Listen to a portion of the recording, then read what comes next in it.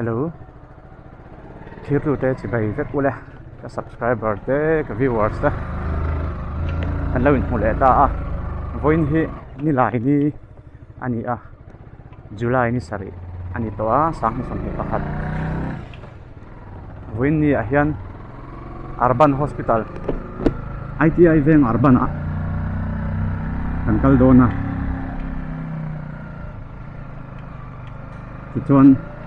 ITI Urban omna la selo tam tak om ve karinga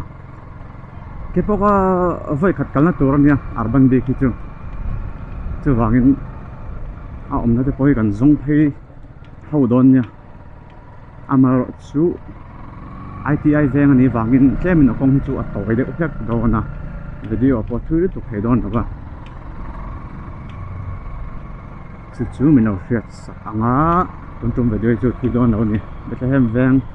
si lui kan thing to ta hi kan veng taxi stand ani a chon he ta hi Bethlehem veng thang rot ta hi chon he te kan tlan phei zel hian police veng kan ponga police veng kan tel le huna republic veng thang hola indoor na ha kan thleng phei nga ti chon hola indoor atang kha chon ITI veng mani phei vele ngal to mai don ni chon ITI veng a hian KG1 KG2 tivel tanga class 7 thing ka kalna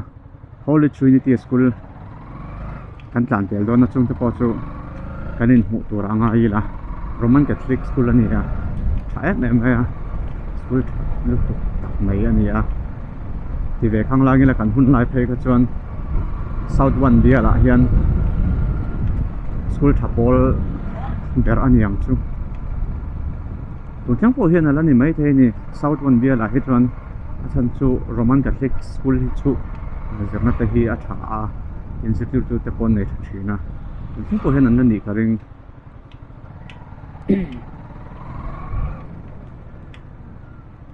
speed breaker tamu tu ka tlai vel hin in om khop mai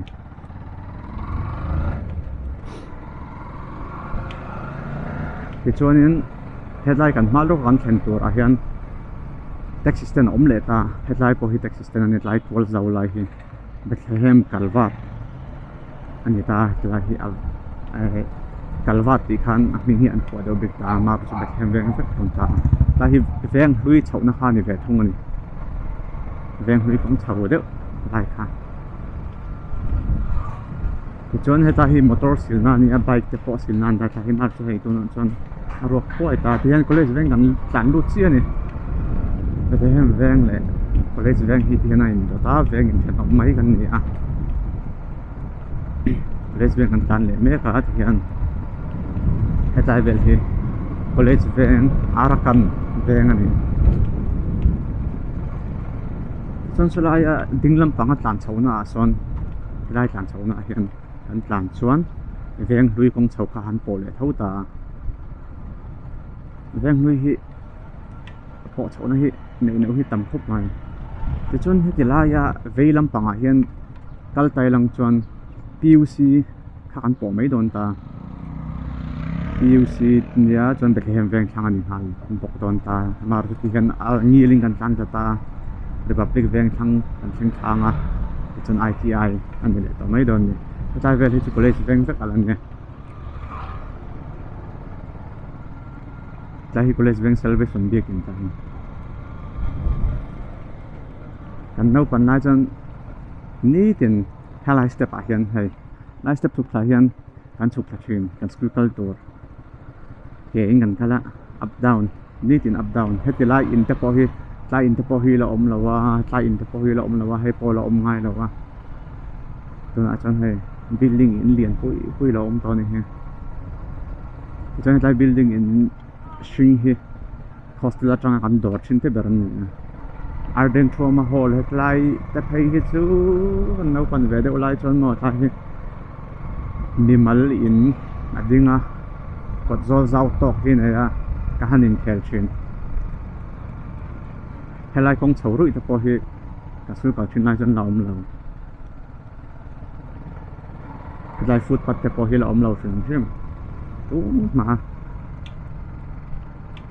primary school kan kala chon thì chọn hay hết lại ăn call tròn chia ta tại hall trinity school chọn ta nên một thèm một hiền tại hall trinity school ta mà rồi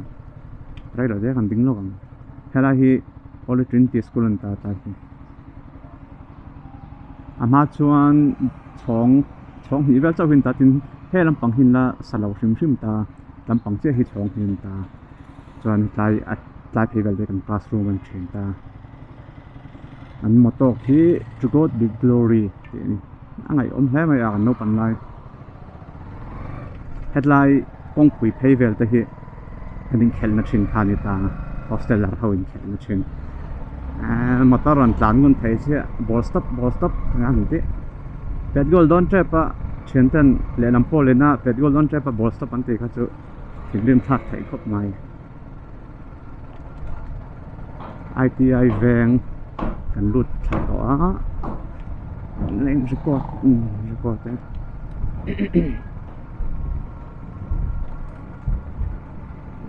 ti chuan in ITI veng ming kut chan hetlai hi ani tura anga ya kut chan nge ITI om zia hetlai hi mo Industrial Training Institute ta hi ITI kon kan thing thadon kuti lai khu kon ania dinglama kalkhuan molpui road ani ve thungta alai tlai kan thei le tlai kan thei ai nang reng anh po về ve chama heng kalam ti chuan atilai velkhin bazar ni atin volleyball court te pon han boka helai phei vel hi mei tha a moi thei deuh ITI veng moina April par ram par na thin kha hetlai phei vel hi ni thin ni hei tuna chan tle min alo tlem deuh to khi mu tur vak om to lo ni ta phei vel te hi mo moi lut tu ni ta phei vel te hi thina na mar ju tuna chan hei par om to lo ni